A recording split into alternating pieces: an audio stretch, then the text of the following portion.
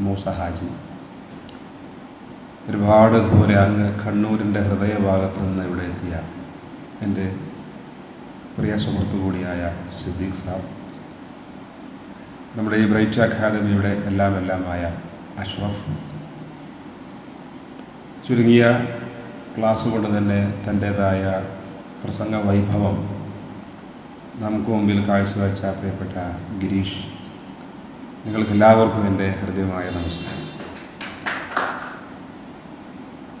Bright academy പ്രസംഗ പരിശീലനത്തിൻ്റെ ഭാഗമായി ഒരുപാട് വിഷയങ്ങൾ തിരഞ്ഞെടുത്ത് സംസാരിക്കാറുണ്ട്.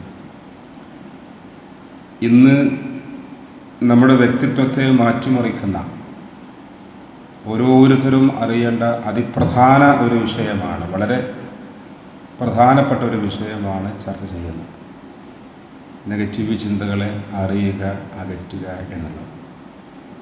നമ്മളൊക്കെ മനുഷ്യരാണ്, ചിന്തിക്കുന്ന വിഭാഗമാണ് മനുഷ്യർ. മൃഗങ്ങൾക്ക് ചിന്തയില്ല. ഈ ചിന്തകൾ പലപ്പോഴും നമ്മെ ഉയർത്തുന്നുണ്ട്, തളർത്തുന്നുണ്ട്. നമുക്കുള്ള എന്തുമേതും അതിൻ്റെ ആദ്യഘട്ടം ഒരു ചിന്തയാണ്. ആദ്യം ആ വിഷയത്തെക്കുറിച്ച് നമ്മൾ ആലോചിക്കുകയാണ്, ചിന്തിക്കുകയാണ്. ശേഷമാണ് നമ്മുടെ വാക്കും പ്രവൃത്തിയൊക്കെ ഉണ്ടാകുന്നത്. ഇന്നിപ്പോൾ നമ്മൾ ഈ ബ്രൈറ്റ് അക്കാദമിയിൽ ഇവിടെ ഇരിക്കുന്നത് പോലും ഒരു ചിന്തയുടെ ഫലമാണ്. എനിക്ക് പ്രസംഗിക്കണം, എനിക്ക് ഈ കഴിവുണ്ടാവണമെന്ന് ചിന്തിച്ച ശേഷമാണ് അതിന് വേണ്ട വഴികളൊക്കെ നമ്മൾ കണ്ടെത്തുന്നത്. അപ്പോൾ ഈ ചിന്തകളിൽ പലപ്പോഴും നല്ല ചിന്തകളുണ്ട്, മോശം ചിന്തകളുണ്ട്. നല്ല ചിന്തകൾ ഉണ്ടാകുമ്പോൾ നല്ല വാക്കും പ്രവൃത്തിയും ഉണ്ടാവും. നല്ല വാക്കും പ്രവൃത്തിയും ഉണ്ടാകുമ്പോൾ അതിനനുസരിച്ചിട്ടുള്ള ശീലങ്ങളും സ്വഭാവങ്ങളൊക്കെ ഉണ്ടാവും. നല്ല സ്വഭാവങ്ങളും നല്ല ശീലങ്ങളൊക്കെ ഉണ്ടാകുമ്പോൾ അത് നമ്മെ ഒരു നല്ല വ്യക്തി എന്ന നിലയിൽ നമ്മെ കൊണ്ടെത്തിക്കും. Thoughts lead to words and action എന്ന, and words and action go to our behaviour, then behaviour go to our destiny. ചിന്തകൾ വാക്കിലേക്ക്, പ്രവൃത്തിയിലേക്ക്, വാക്കും പ്രവൃത്തി ശീലങ്ങളിലേക്ക്, സ്വഭാവങ്ങളിലേക്ക്. സ്വഭാവമാണ് നമ്മൾ ആര്, നല്ലവനാണോ കെട്ടവനാണോ എന്നൊക്കെ തീരുമാനിക്കുന്നത്. മോശം ചിന്തകളാണെങ്കിൽ മോശം വാക്കും പ്രവൃത്തിയായിരിക്കും, അപ്പോൾ മോശപ്പെട്ട സ്വഭാവങ്ങളായിരിക്കും, മോശം ശീലങ്ങളായിരിക്കും, അപ്പോൾ അത് മോശപ്പെട്ടവനായി മാറും. ഇതൊരു ലൈഫ് സർക്കിളാണ്. ഇവിടെ നല്ല ചിന്തകൾ ഉണ്ടാകുക എന്നുള്ളത് അതിപ്രധാനമാണ്. നമ്മുടെ എല്ലാവിധ ഉയർച്ചക്കും വളർച്ചക്കും നെഗറ്റീവായ ചിന്തകളിൽ നിന്ന് നമ്മൾ അകന്നു നിൽക്കേണ്ടതുണ്ട്. നെഗറ്റീവായ ആളുകളിൽ നിന്ന് അകന്നു നിൽക്കേണ്ടതുണ്ട്. നെഗറ്റീവായ സാഹചര്യങ്ങളിൽ നിന്ന് നമ്മൾ അകന്നു നിൽക്കേണ്ടതുണ്ട്. എന്നാൽ ഇത് കുറച്ച് പ്രയാസമുള്ള ഒരു കാര്യമാണ്. ഏതൊരു വിഷയത്തെക്കുറിച്ച് നമ്മൾ ആലോചിക്കുമ്പോഴും നമ്മുടെ മുമ്പിലേക്ക് ആദ്യം അതിൻ്റെ നെഗറ്റീവായ വശങ്ങളാണ് ഓർമ്മയിൽ വരിക. എന്നാൽ ചുരുക്കം ചില ആളുകളിൽ മാത്രമാണ് പോസിറ്റീവായ ചിന്തകൾ വരിക. ഇപ്പോൾ ഒരു ഓഫീസിലേക്ക് ഒരു ഫയലും വായിച്ച് നമ്മളങ്ങനെ മുന്നോട്ട് പോവുകയാണെങ്കിൽ, ഒരു നെഗറ്റീവായ ഒരു ചിന്തയിലൂടെ കടന്നു പോകുന്ന ഒരു ഓഫീസറാണെങ്കിൽ ആ ഫയൽ ഇങ്ങനെ വാങ്ങിയിട്ട് പറയും, അത് സാധിക്കുന്ന കാര്യമാണെങ്കിൽ തന്നെ അത് പറയും. അദ്ദേഹം പറയും ഇത് നടക്കുന്ന കാര്യമാണ്, പക്ഷേ കുറച്ച് പ്രയാസമാണെന്ന് പറയും. നേരെമറിച്ച് ഈ വ്യക്തി പോസിറ്റീവാണ് എങ്കിൽ പറയും അത് കുറച്ച് പ്രയാസമുള്ള കാര്യമാണെങ്കിൽ പോലും ഇത് സംഭവം കുറച്ച് പ്രയാസമുള്ള കാര്യമാണ്, എന്നാലും ഞാൻ ശ്രമിക്കാം, നമുക്ക് നോക്കാം എന്ന് പറയും. ഇതാണ് നെഗറ്റീവായവരുടെയും പോസിറ്റീവായവരുടെയും വ്യത്യാസം എന്നുള്ളത്. പ്രവാചകൻ മുഹമ്മദ് നബി ഇങ്ങനെ സഹാബാക്കൾക്ക് ക്ലാസ് എടുക്കുകയായിരുന്നു. അപ്പോൾ ഒരാൾ ഇങ്ങനെ ആ സദസ്സിലേക്ക് കടന്നു വന്നു. അപ്പോൾ അദ്ദേഹം ഇങ്ങനെ വരുമ്പോൾ തന്നെ പ്രവാചകരെ ഇരിക്കുന്ന ആളോട് പറയാണ്, ദാ ഒരാൾ വരുന്നുണ്ടല്ലോ, ആ വരുന്ന വ്യക്തി സ്വർഗത്തിൻ്റെ ഉടമയാണ്, അദ്ദേഹത്തിന് മരിച്ചുപോയ സ്വർഗം കിട്ടും. അപ്പോൾ എല്ലാവർക്കും വലിയ അത്ഭുതമായി. എന്താണ് ഇപ്പോൾ ആ വരുന്ന ആൾക്ക് ഇത്ര വലിയ പ്രത്യേകത, സ്വർഗം കിട്ടുമെന്നൊക്കെ പറയാണ്. അദ്ദേഹം ഇവിടെ വന്നിരുന്നു, ക്ലാസ്സൊക്കെ കേട്ടു. അപ്പോൾ ഒരാളിങ്ങനെ ആലോചിച്ചു, എന്തായിരിക്കും അദ്ദേഹത്തിൻ്റെ പ്രത്യേകത, അദ്ദേഹത്തിന് സ്വർഗമുണ്ട് എന്നാണ് നബി പറഞ്ഞത്. ഏതായാലും അദ്ദേഹത്തിൻ്റെ ആ വലിയ നന്മ കാണണം, കണ്ടുപിടിക്കണം എനിക്കും അത് ചെയ്യണം, എനിക്കും സ്വർഗം സ്വന്തമാക്കണം. അതിനുവേണ്ടി ഈ ക്ലാസ് കഴിഞ്ഞിട്ട് തിരിച്ചു പോകുമ്പോൾ ആ മനുഷ്യനോട് പറഞ്ഞു, ഞാൻ നിങ്ങളെ കൂടെ പോരട്ടെ ഒരു വിരുന്നുകാരനായിട്ട് നിങ്ങളെ വീട്ടിൽ? ആ പോന്നോളി. അങ്ങനെ അവിടെ പോയി ഒരു ദിവസം മൂപ്പരുടെ കൂടെ താമസിച്ചു. പക്ഷെ ഒരു പ്രത്യേകത ഒന്നും കാണാനില്ല. ഇങ്ങനെ വൈകിട്ട് അദ്ദേഹം പറയാണ്, ഞാനേ സത്യം പറഞ്ഞ നിങ്ങളെ കൂടെ പോകുന്നത് നിങ്ങൾ സ്വർഗത്തിലാണ് എന്ന് നബി തങ്ങൾ പറഞ്ഞു. അപ്പോൾ നിങ്ങൾ ചെയ്യുന്ന ഏറ്റവും വലിയ നന്മ കാണാൻ വേണ്ടി ഞാൻ പോകുന്നതാണ്. പക്ഷെ ഇവിടെ വന്ന് നോക്കുമ്പോൾ നിങ്ങളെ ഒരു നന്മയും കാണാനൊന്നുമില്ല, പ്രത്യേകിച്ച് അധികം വിവാഹത്തുകളൊന്നുമില്ല, അധികം വലിയ സൽക്കർമ്മങ്ങളും ചെയ്യുന്നില്ല. പിന്നെ എന്താ നിങ്ങൾ സ്വർഗത്തിലാണെന്ന് നബി തങ്ങൾ പറയാൻ കാരണം? അപ്പോഴാണ് ഈ സ്വഹാബി മനസ്സിലാക്കുന്നത് എന്നെക്കുറിച്ച് നബി അങ്ങനെ പറഞ്ഞു എന്നുള്ളത്. മൂപ്പരത് കേട്ടിട്ടില്ല. അപ്പോൾ അദ്ദേഹം ചോദിച്ചു, എന്നെക്കുറിച്ച് നബി അങ്ങനെ പറഞ്ഞു? ആ പറഞ്ഞു. എന്നാൽ അങ്ങനെ പറയാനുള്ള കാരണം ഞാൻ പ്രത്യേകിച്ച് അധികം സൽക്കർമ്മങ്ങളോ ആരാധനകളോ ഒന്നും ചെയ്യുന്നില്ല. പക്ഷെ ഒരു കാര്യം എന്നിലുണ്ട്, അതായിരിക്കാം എന്ന് പറഞ്ഞു. അതെന്താണെന്ന് ചോദിച്ചു. ഞാൻ എപ്പോഴും പോസിറ്റീവാണ്. എനിക്ക് ആരോടും വെറുപ്പില്ല, എനിക്ക് ഒരാളോടും ദേഷ്യമില്ല. എനിക്ക് എന്തൊക്കെ സംഭവിച്ചാലും ഞാൻ അതിലൊന്നും വലിയ ബേജാറാവാറില്ല. അതൊക്കെ പടച്ചവൻ്റെ വിധിയാണ്. എന്തുണ്ടായാലും അതൊക്കെ ഞാൻ സഹിക്കും, ക്ഷമിക്കും, അൽഹംദുലില്ലാഹ് എന്ന് പറഞ്ഞു. അങ്ങനെ എനിക്ക് ഉള്ളത് കൊണ്ട് തൃപ്തിപ്പെട്ട് ഒരാളോടും ഒരു പരാതിയോ എതിർപ്പോ സങ്കടമോ ഒന്നുമില്ലാതെ എല്ലാവരെയും സ്നേഹിക്കും, എല്ലാവരോടും ഞാൻ എല്ലാവരെയും പരിഗണിക്കും, എല്ലാവരെയും ബഹുമാനിക്കും. അങ്ങനെയുള്ള ഒരു പോസിറ്റീവ് ആറ്റിറ്റ്യൂഡ് എനിക്കുണ്ട്. അതുകൊണ്ടായിരിക്കാം ഞാൻ സ്വർഗത്തിൻ്റെ അവകാശിയാണ് എന്ന് നബി തങ്ങൾ പറഞ്ഞത്. ഇദ്ദേഹം അത് കേട്ട് വന്ന് നബിയോട് ചോദിച്ചു, ഞാൻ ഇന്നലെ അദ്ദേഹത്തിൻ്റെ കൂടെ പോയി, അപ്പം അദ്ദേഹം ഇങ്ങനെയാണ് പറഞ്ഞത്. അപ്പോൾ നബി തങ്ങൾ അത് തന്നെയാണ് അദ്ദേഹം സ്വർഗത്തിലാവാനുള്ള കാരണം. ആലോചിച്ച് നോക്കൂ, ഇത് വലിയൊരു ക്വാളിറ്റിയാണ്. പോസിറ്റീവ് ആകുമെന്ന് പറയുമ്പോൾ അത് എല്ലാവർക്കും പറ്റുന്ന കാര്യമല്ല. നമ്മൾ പലപ്പോഴും ഇങ്ങനെ ഇരിക്കുകയാണെങ്കിൽ നമ്മുടെ പഴയകാല വിഷമങ്ങൾ, അല്ലെങ്കിൽ അവൻ പറഞ്ഞത്, അല്ലെങ്കിൽ നമ്മുടെ മുൻ പരാജയം, ഇതൊക്കെ ഇങ്ങനെ ആലോചിക്കും. നെഗറ്റീവായ ചിന്തകൾ ഇങ്ങനെ വന്നു. ഈ നെഗറ്റീവായ ചിന്തകൾ ഏതുപോലെ എന്നറിയോ? നമ്മുടെ ദേഹത്തൊരു മുറിവുണ്ടായിട്ട് ആ മുറിവ് ഇങ്ങനെ ഉണങ്ങിപ്പോവാണ്. ഉണങ്ങാൻ സമയത്ത് വീണ്ടും അതിങ്ങനെ ചൊറിഞ്ഞ് മാന്തിയാൽ എന്താവും? വീണ്ടും അത് വ്രണപ്പെടും, അത് വലിയ മുറിവാകും. ഇതുപോലെയാണ് നെഗറ്റീവായ ചിന്തകൾ നമ്മിലേക്ക് ഇങ്ങനെ വരികയാണെങ്കിൽ വീണ്ടും നമ്മുടെ മനസ്സിങ്ങനെ വ്രണപ്പെടുകയാണ്, വീണ്ടും മുറിവുണ്ടാവുക. ഒരാൾ എന്നെ ചാണകം കൊണ്ട് എറിഞ്ഞു, അപ്പോൾ എൻ്റെ മനസ്സിൽ എപ്പോഴും ഒരു പകയാണ്, തിരിച്ച് അവനെ ഇനി ചാണകം കൊണ്ട് എറിയണം. പക്ഷെ അവനെപ്പോഴാണ് കാണുക? അവനെ കാണുമ്പോൾ എനിക്ക് തിരിച്ച് ചാണകം കൊണ്ട് എറിയാൻ ചാണകം കിട്ടുമോ?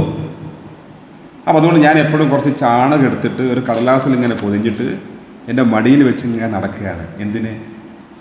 എന്നെ ചാണകം കൊണ്ട് എറിഞ്ഞവനെ എപ്പോൾ കണ്ടാലും ആ തിരിച്ച് ചാണകം കൊണ്ട് എറിയണം.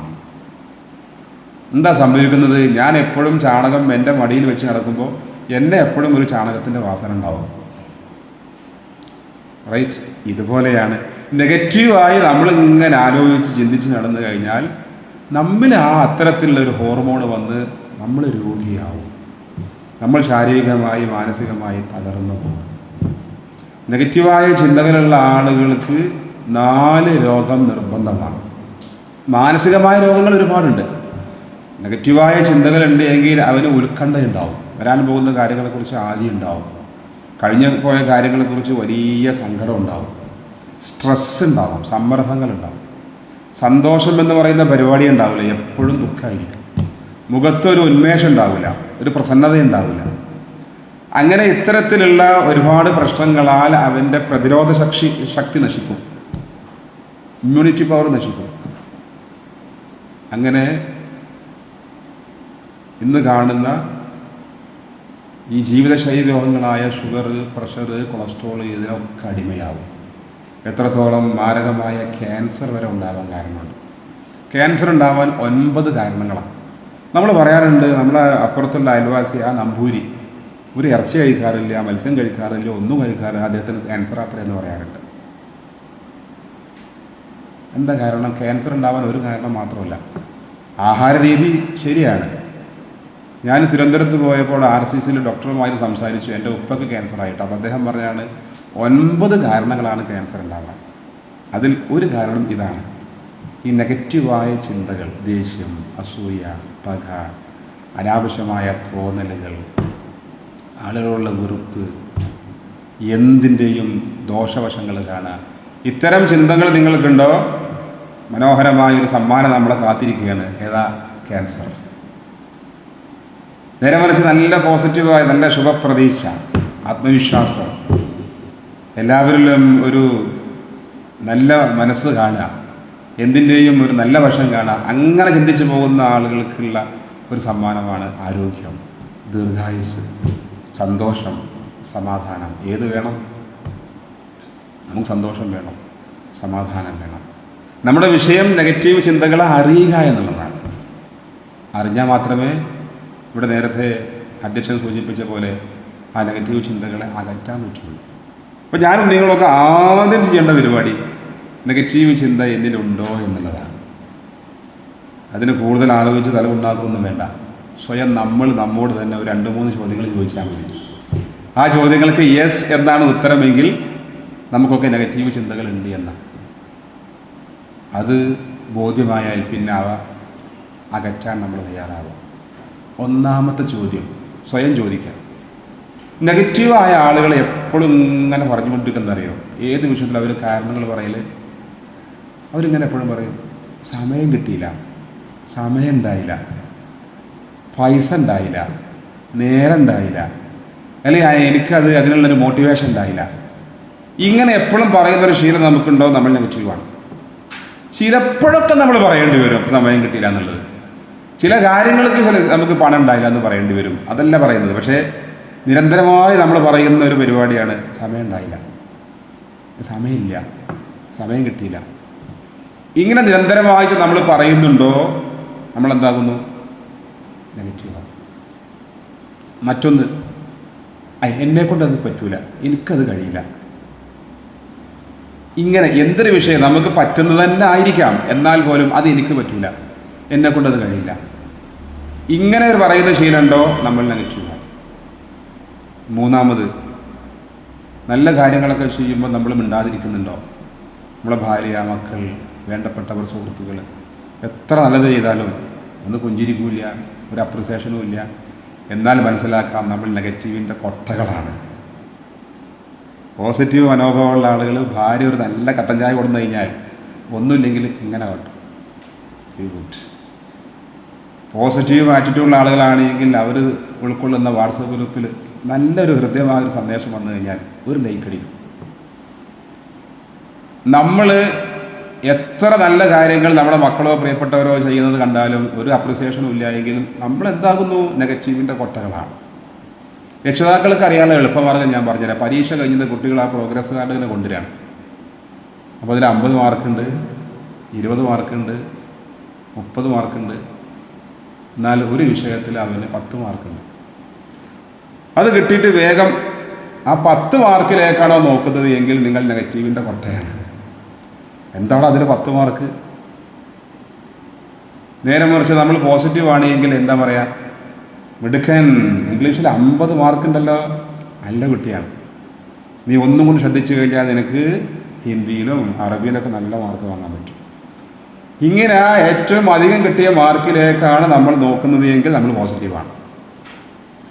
അതല്ല, ഏറ്റവും മോശപ്പെട്ട ആ കുറച്ച് മാർക്കിലേക്ക് നമ്മൾ നോക്കുകയാണെങ്കിൽ നമ്മൾ എന്താകുന്നു? നെഗറ്റീവാണ്.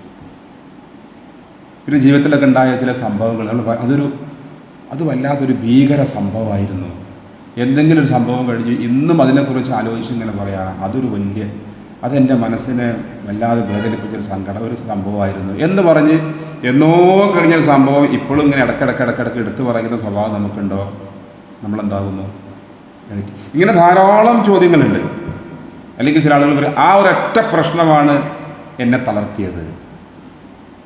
നേരത്തെ ഷിഹാബിൻ്റെ കാര്യം പറഞ്ഞു,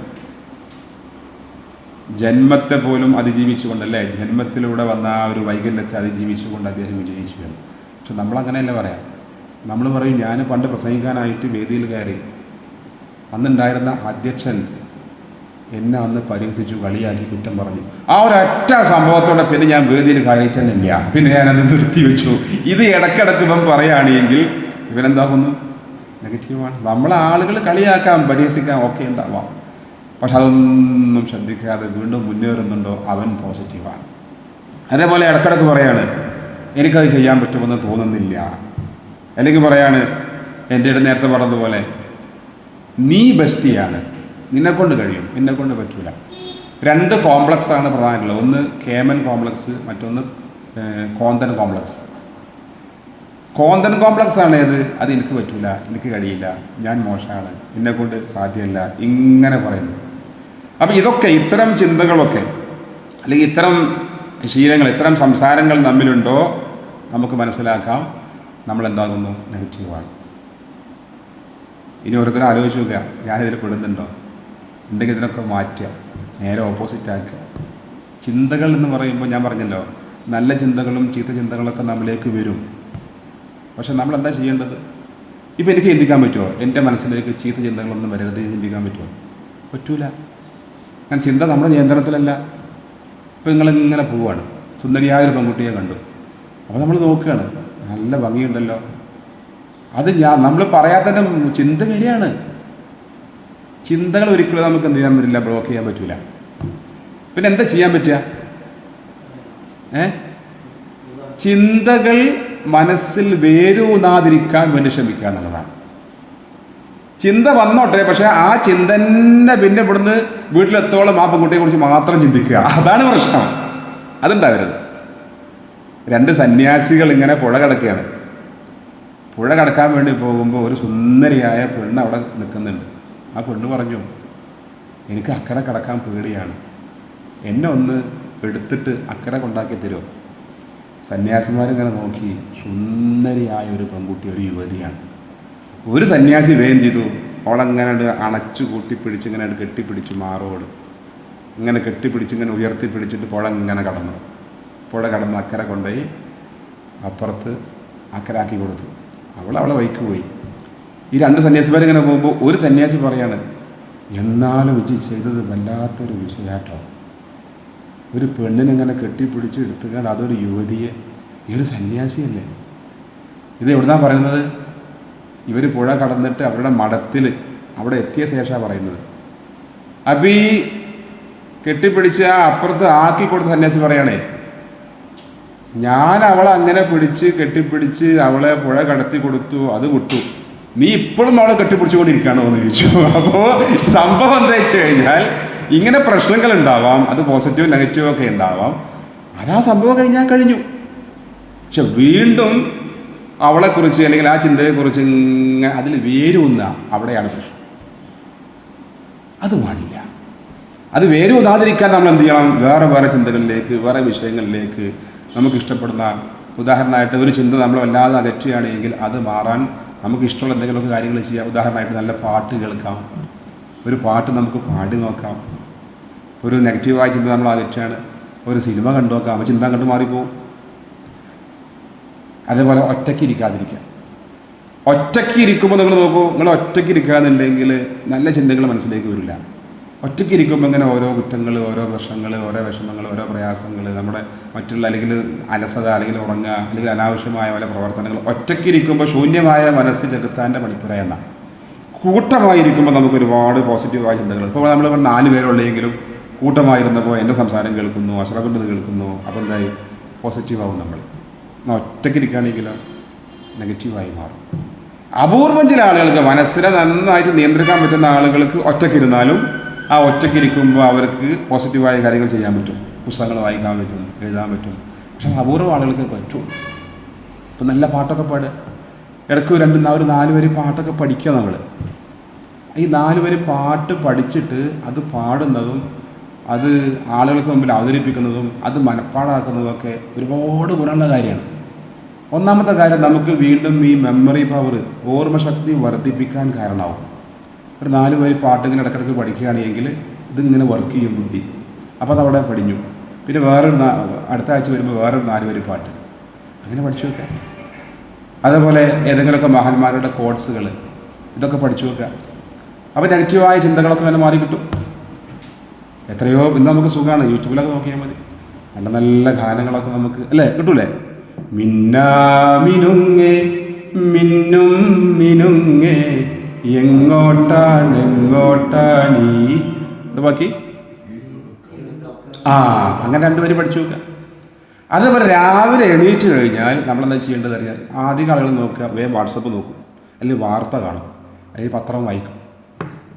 അതിലുണ്ടാവില്ല ഏറ്റവും അധികം നെഗറ്റീവായിരിക്കും, പത്രത്തിലായാലും വാട്സപ്പിലായാലും മറ്റും. പക്ഷേ അതിന് പകരം രാവിലെ എണീച്ചാൽ നമുക്ക് നല്ല പോസിറ്റീവ് എനർജി കിട്ടുന്ന എന്തെങ്കിലും ഒരു കാര്യം ചെയ്യാം. ഉദാഹരണമായിട്ട് നിസ്കരിക്കുകയാണെങ്കിൽ നിസ്കരിക്കുക, ഖുർആൻ ഓതുക, അല്ലെങ്കിൽ നല്ല മോട്ടിവേഷൻ ലഭിക്കുന്നൊരു പുസ്തകം വായിക്കുക.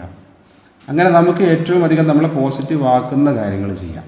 അല്ലെങ്കിൽ നമുക്ക് നമ്മളെ ഏറ്റവും വളർത്തുന്ന ഇപ്പോൾ കോഴികൾ, അല്ലെങ്കിൽ മറ്റുള്ള വളർത്തു മൃഗങ്ങൾ, അല്ലെങ്കിൽ നമ്മളെ ചെടികളൊക്കെ, അത് നമുക്ക് ഏറ്റവും ഇഷ്ടമാണെങ്കിൽ എണീച്ച് കഴിഞ്ഞാൽ നേരെ പുറത്ത് പോയിട്ട് ആ ഇതൊക്കെ പച്ചക്കറിയൊക്കെ ഒന്ന് കാണുക, പൂക്കളൊക്കെ ഒന്ന് കാണുക, അതിന് കുറച്ച് വെള്ളം ഒഴിച്ച് കൊടുക്കുക. അങ്ങനെയൊക്കെ ചെയ്യുമ്പോൾ നമുക്ക് ഒരു പോസിറ്റീവായ എനർജി ആയിരിക്കും. അങ്ങനെ രാവിലെ തന്നെ നമുക്ക് പോസിറ്റീവായ എനർജി കിട്ടുന്ന വാർത്തകളോ അല്ലെങ്കിൽ പുസ്തകങ്ങളോ അല്ലെങ്കിൽ പ്രവർത്തനങ്ങളോ അതിലൊക്കെ നമ്മൾ ഏർപ്പെടുക. അതേപോലെ രാത്രി കിടക്കുമ്പോഴും ഉണരുമ്പോഴും പോസിറ്റീവായ കാര്യങ്ങൾ മാത്രം ചിന്തിക്കുകയും പ്രവർത്തിക്കുകയും ചെയ്യാം. ഇതിങ്ങനെ ശീലാക്കണം. പിന്നെ പോസിറ്റീവായ ആളുകളുമായിട്ട് നമ്മൾ അടുപ്പം കൂടുക, നല്ല ആളുകളുമായിട്ട്. ചിലപ്പോൾ നമ്മളെ മാതാപിതാക്കളാവാം, കുടുംബക്കാരാവാം, പക്ഷേ നെഗറ്റീവിൻ്റെ കൊട്ടകളായിരിക്കാം. അവരോട് പതുക്കെ നമ്മൾ അകലം പാലിക്കാം. ഇന്നത്തെ കാലത്ത് ഏറ്റവും അധികം അകലം പാലിക്കേണ്ടത് ഒരുപാട് വാട്സപ്പ് ഗ്രൂപ്പ് ഉണ്ടാവും. ഈ വാട്സപ്പ് ഗ്രൂപ്പിലൊക്കെ അധികം വരുന്നത് പ്രശ്നങ്ങൾ, ആ രാഷ്ട്രീയം, ഈ രാഷ്ട്രീയം, ആ മതപരമായി, അല്ലെങ്കിൽ നിങ്ങൾ തെറിപ്രസംഗം അടിച്ചുകൊണ്ട് യൂട്യൂബിൽ തെറിപ്രസംഗം.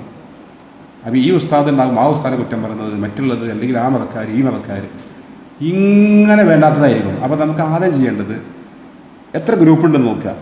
ഓരോ ഗ്രൂപ്പും ഇത് എനിക്ക് പോസിറ്റീവായിട്ട് ഒന്നും തരാത്തതാണെന്ന് മനസ്സിലാക്കി ആ വേഗം അതിന് ലെഫ്റ്റ് ആവുക. ഇനി അടുത്തത് നോക്കുക, നമുക്ക് പോസിറ്റീവായിട്ട് ഒന്നും കിട്ടാത്ത ഗ്രൂപ്പാണെങ്കിൽ അതിനൊക്കെ ആദ്യം ലെഫ്റ്റ് അടിക്കുക. എനിക്ക് ആകെ 10 ഗ്രൂപ്പേ ഉള്ളൂ. എൻ്റെ ഫാമിലി ഗ്രൂപ്പെന്ന് പോലും ഞാൻ ലെഫ്റ്റ് അടിച്ചിട്ടുണ്ട്. എന്താ കാരണം? ഇപ്പോൾ ഒരു ഫോട്ടോ വരും, എന്താ ഭക്ഷണം കഴിക്കണത്. അപ്പോൾ അവിടുന്ന് വരും, ഞങ്ങൾക്ക് ഇവിടെ നിന്ന് മീൻ പൊരിച്ചതാണ്. അപ്പോൾ മറ്റുള്ള വരും, ഞങ്ങൾക്ക് ഷവായിയാണ്. അപ്പോൾ ഇവിടുന്ന് വേറെ ഫോട്ടോ വരും, ഇങ്ങനെയൊക്കെയാണ് ഫോട്ടോ. ഇതിങ്ങനെ ഒരു കാര്യമില്ലാത്ത. അപ്പോൾ ഇങ്ങനെ വേറെ ഫോർവേഡ് മെസ്സേജുകൾ വേറെ അത് വരും. ഞാൻ ലെഫ്റ്റായി.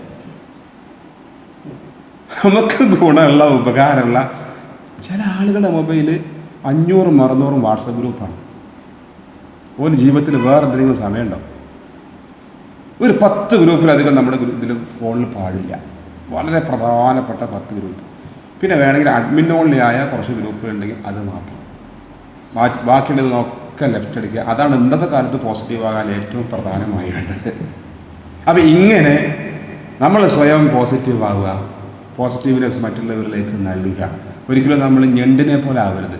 ഏറ്റവും അധികം നെഗറ്റീവ് എനർജിയുള്ള ജീവി ഞണ്ടാണ്. നിങ്ങൾ ആ നോക്കൊണ്ട് ഒരു മുക്കുവൻ കടപ്പുറത്ത് പോയിട്ട് കുറേ ഞണ്ടുകളെ പിടിച്ചാൽ ഇങ്ങനെ വെള്ളത്തിൻ്റെ അരികെ ഒരു കൊട്ടയിൽ ഈ ഞണ്ടുകളൊക്കെ പിടിച്ചിട്ടാൽ ഒരു ഞണ്ടും പുറത്തേക്ക് രക്ഷപ്പെടില്ല.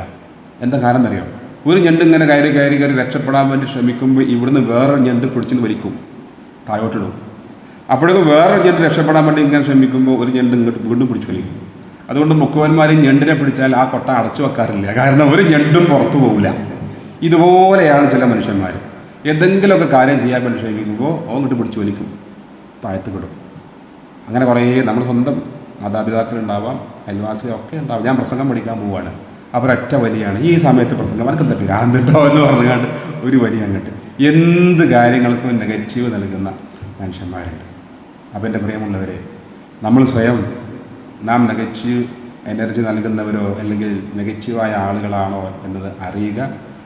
അറിഞ്ഞ ശേഷം അങ്ങനെ ആണ് എങ്കിൽ അത്തരം ശീലങ്ങളൊക്കെ നമ്മൾ ഒഴിവാക്കുക. നല്ല വാക്കുകൾ കുറേ പഠിച്ചു വെക്കുക. ഉദാഹരണമായിട്ട് താങ്ക് യു. ഒരു പോസിറ്റീവായ ആളുടെ ഒരു ഏറ്റവും പ്രധാനപ്പെട്ട ക്വാളിറ്റിയാണ് നന്ദി പറയുക എന്നുള്ളത്. ഉദാഹരണം, വൈഫ് നിങ്ങൾക്ക് ഒരു ചായ കൊണ്ടു തരുമ്പോൾ ശുക്രാൻ, താങ്ക്സ്.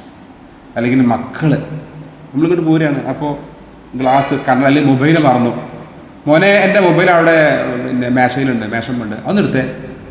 നമ്മളെ കുട്ടിയാണ്, അവൻ മൊബൈൽ കൊണ്ടുത്തരും, എന്നാ ഇതപ്പാ ഇതാച്ചാ. ആ സമയത്ത് മോനോട് താങ്ക് യുടാ, നന്ദി, താങ്ക്സ് എന്ന് പറയാം.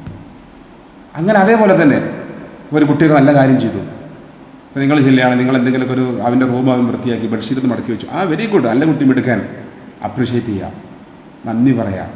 അപ്പോൾ കുറേ താങ്ക്സ് അല്ലെങ്കിൽ വെരി ഗുഡ്, മാഷാ അല്ലാ, ശുക്രൻ, ഇങ്ങനെയുള്ള കുറേ വാക്കുകൾ പഠിച്ചു വെക്കുക, അതിങ്ങനെ ഉപയോഗപ്പെടുത്തുക.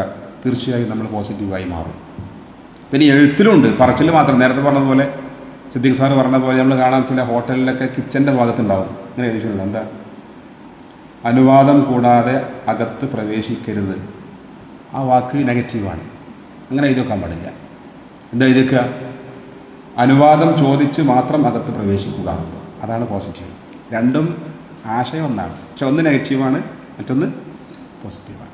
അനുവാദം ചോദിച്ച് മാത്രം അകത്ത് പ്രവേശിക്കുക. എന്താ, ഇവിടെ വാഹനങ്ങൾ പാർക്ക് ചെയ്യരുത് എന്ന് കാണാം, ആൾക്കാർ അവിടെ തന്നെ പാർക്ക് ചെയ്യും. അതിങ്ങനെ പോസിറ്റീവായി ചിന്തിക്കുന്ന ആളുകൾ അങ്ങനെയല്ല എഴുതുക. അവരുണ്ടാകും അവരുടെ ഗേറ്റിന് മുമ്പിൽ, ഇത് ഗേറ്റാണെങ്കിൽ ഇതാ ഗേറ്റിന് മുമ്പിൽ വാഹനം പാർക്ക് ചെയ്യരുത്. ഇപ്പോൾ ഒരു ദേഷ്യം വരും നമുക്കത് കാണുമ്പോൾ, ഓ എൻ്റെ ഒരു ഗേറ്റ്, എൻ്റെ ഒരു വീട് വരില്ലേ. നേരെ മറിച്ച് അത് പോസിറ്റീവായാലോ, ഇങ്ങനെ എഴുതുക, ഗേറ്റിന് മുമ്പിൽ വാഹനം പാർക്ക് ചെയ്യാത്തതിൽ താങ്കൾക്ക് നന്ദി. അപ്പോൾ നമുക്ക് അതിനുള്ള സ്നേഹം വരും. ഇതാണ് പോസിറ്റീവിൻ്റെയും നെഗറ്റീവിൻ്റെയും വ്യത്യാസം. ഭയങ്കര എനർജിയാണ്. നെഗറ്റീവ് എനർജി പോസിറ്റീവ് എനർജിയുള്ള വ്യത്യാസമാണ്. ഗേറ്റിന് മുമ്പിൽ വാഹനം പാർക്ക് ചെയ്യാത്തതിൽ താങ്കൾക്ക് നന്ദി ചെയ്തേക്കാൻ അവിടെ ഒരിക്കലും അവിടെ പാർക്ക് ചെയ്യില്ല. ശരിയല്ലേ? ഇവിടെ വൃത്തികേടാക്കരുത്, ഇങ്ങനെ ഇവിടെ വൃത്തികേടാക്കരുത്, അവിടെ തന്നെ വൃത്തികേടാക്കും പോയിട്ട് കയറി അവിടെ തന്നെ പോയി മൂത്രം വയ്ക്കും. കാരണം അത് ദേഷ്യമാണ് വാക്ക്. നേരെ മറിച്ച് ഈ ഭാഗം വൃത്തിയായി സൂക്ഷിക്കുക, അല്ലെങ്കിൽ ഈ ഭാഗം വൃത്തിയായി സൂക്ഷിക്കുന്ന താങ്കൾക്ക് നന്ദി എന്ന് എഴുതി വെച്ചാൽ അവിടെ പ്രത്യേകം വൃത്തിയായി സൂക്ഷിക്കും. അപ്പം പോസിറ്റീവ് ആകുക എന്നുള്ളത് വലിയൊരു കാര്യമാണ്. കുറച്ച് നമ്മൾ ശ്രദ്ധിച്ചു കഴിഞ്ഞാൽ നമുക്കൊക്കെ പോസിറ്റീവ് ആകാൻ പറ്റും. പോസിറ്റീവായാലുണ്ടാകുന്ന മാറ്റം വലിയ മാറ്റമാണ്. നമ്മുടെ മുഖത്ത് നല്ല പുഞ്ചിരി ഉണ്ടാകും, പ്രസന്ന ഭാവം ഉണ്ടാകും, നമുക്ക് ആരോഗ്യം ഉണ്ടാകും, ദീർഘായുസ് ഉണ്ടാകും, എല്ലാവരും നമ്മെ ഇഷ്ടപ്പെടും. എപ്പോഴും കായ്ക്കുന്ന, എപ്പോഴും പൂക്കുന്ന ഒരു ചെടി പോലെയാണ് പോസിറ്റീവായ ആളുകൾ. നമ്മുടെ വീട്ടിൽ എന്നും കായ്ക്കുന്ന ഒരു മാവുണ്ട്, അതിലെപ്പോഴും മാമ്പഴം ഉണ്ടാവും, നമുക്ക് നല്ല ഇഷ്ടമായിരിക്കും. അതിനെ എന്നും പൂക്കുന്ന ഒരു ചെടി ഉണ്ടാവും, നമുക്ക് നല്ല ഇഷ്ടമാവും, അതിനെപ്പോഴും നമ്മൾ വെള്ളമൊക്കെ ഒഴിച്ചു കൊടുക്കും. ഇതുപോലെയാണ് പോസിറ്റീവായ ആളുകൾ. അവരുടെ സാന്നിധ്യം, അവർ വരുന്നത്, അവർ അപ്പോൾ ഇരിക്കുന്നത്, ഇതൊക്കെ ഭയങ്കര സന്തോഷമായിരിക്കും. നെഗറ്റീവായ ആളുകളാണെങ്കിലോ, ഇനി വരുന്നുണ്ട് മറ്റേ ചങ്ങായി, എന്തൊക്കെയോ ഇനി പറയാം എന്ന് പറഞ്ഞ് കണ്ടാൽ നമ്മൾ അവിടെ എന്ത് ചെയ്യും? അല്ലെങ്കിൽ ഞാൻ വെള്ളം പറയേണ്ട വീട്ടിലുള്ള ഒളിച്ചിരിക്കും പോയിട്ട്. എന്നാൽ ഒരു പോസിറ്റീവായ ആൾ വരികയാണെങ്കിൽ വേഗം ഇരിക്കുക എന്നൊക്കെ പറഞ്ഞ് അദ്ദേഹത്തെ സൽക്കരിക്കാനും സംസാരിക്കാനും ഒക്കെ ഇഷ്ടമായിരിക്കും. അപ്പോൾ നമ്മൾ പോസിറ്റീവാവുക, നമുക്കതിന് സാധിക്കട്ടെ എന്ന് ആഗ്രഹിച്ചുകൊണ്ട് പ്രാർത്ഥിച്ചുകൊണ്ട്, ഈ വിഷയത്തിൽ ഇനിയും ഒരുപാട് സംസാരിക്കാൻ നമ്മുടെ മുഖ്യ പ്രഭാഷകനൊക്കെ ഉള്ളതുകൊണ്ട് നീട്ടിക്കൊണ്ട് പോകുന്നില്ല. എന്നെ ശ്രമിച്ച നിങ്ങൾക്ക് എല്ലാവർക്കും എൻ്റെ സന്തോഷവും നന്ദിയൊക്കെ അറിയിച്ചുകൊണ്ട് നിർത്തുകയാണ്. എല്ലാവർക്കും നന്ദി, നമസ്കാരം.